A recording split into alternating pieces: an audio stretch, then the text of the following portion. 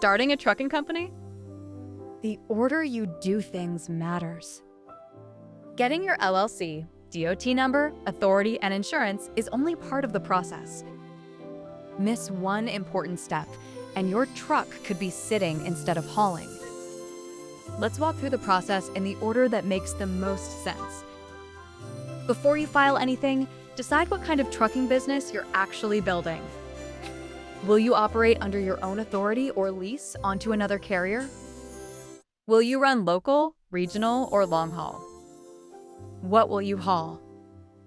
Dry van, refrigerated freight, flatbed, containers, or something else?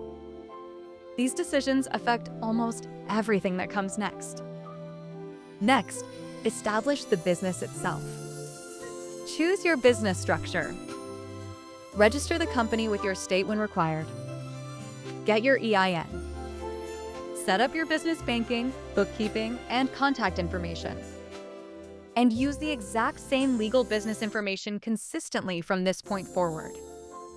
Before shopping for insurance, know exactly what equipment and drivers you're working with. Have the truck year, make, model, VIN, and value ready. Know who will drive it, their CDL experience, and driving history. Your equipment and driver information can have a major impact on your insurance options. If your operation requires federal registration, the next major step is FMCSA. In 2026, new registrations are handled through Motus. This is where qualifying businesses can apply for a USDOT number and, when required, operating authority. Accuracy matters here. Your legal business name, address, and company information need to be right from the beginning. And remember, a USDOT number and operating authority are not the same thing. Getting your DOT number does not automatically mean you're authorized to haul for higher freight. Make sure you understand exactly which registration your operation requires. Once you know the truck, driver, cargo, radius, and authority you're applying for, start the insurance conversation. Do not wait until the last minute. Commercial truck insurance can depend on your drivers, equipment, cargo, location, radius, experience, and coverage needs. And compare more than price. Look at limits, deductibles, and what the policy actually covers. After you've applied for operating authority, there are still important filings. Your BOC3 designates process agents. Your insurance company or authorized filer submits the required proof of financial responsibility, often through forms such as the BMC 91 or BMC 91X for qualifying motor carriers. These are separate filings, and the information must match. This is where many new carriers get impatient. Buying insurance does not automatically mean your authority is active. Your required insurance and process agent filings have to be in place, and FMCSA has to complete the authority process.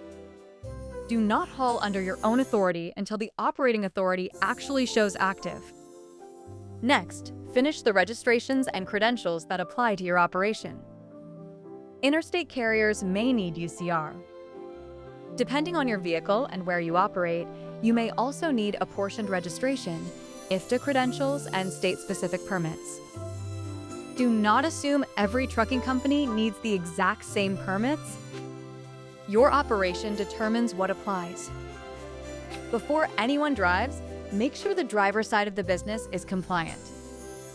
That can include CDL qualifications, medical certification, driver qualification records, drug and alcohol testing requirements, and the FMCSA Clearinghouse. If you're an owner-operator driving under your own authority and subject to the drug and alcohol rules, remember that you're both the driver and the employer. Now, build the systems that will keep the company compliant after you start. Hours of service, ELD requirements when applicable, vehicle inspections, maintenance records, accident records, driver files, drug and alcohol records. Do not wait for an audit to start organizing these. Getting active isn't the end. New interstate motor carriers enter FMCSA's new Entrant program. That means your safety practices and records matter from your first day in business. Build the files correctly now instead of trying to recreate them later. Before your first load, set up the business systems too. How will you find freight? Who will invoice customers? Will you use factoring? How will you track fuel, maintenance, taxes, and expenses? Insurance gets you protected, but systems keep the business running. Then, before your first load, check everything one more time. Authority active, insurance in place, BOC3 complete, required credentials ready, driver compliant, truck inspected, paperwork organized. Now you're ready to start operating. So the practical order looks like this. Define your operation. Build the business. Know your truck and driver. Register with FMCSA. Start insurance. Complete BOC3 and insurance filings. Finish operating credentials. Set up driver compliance and safety systems. Wait for active authority. Then haul. And one more thing. Do not wait until the end to think about insurance. At J.E.B.Insurance Services, LLC, we help new authorities understand their commercial truck insurance options and get the insurance process moving. Call or text us before you're ready to haul. If you're starting a trucking company, subscribe to this channel. We've built an entire video series covering new authority, FMCSA filings, BOC3, BMC 91, insurance coverage, intermodal trucking, and more. Build it right from the beginning. Protect the business you're working so hard to create.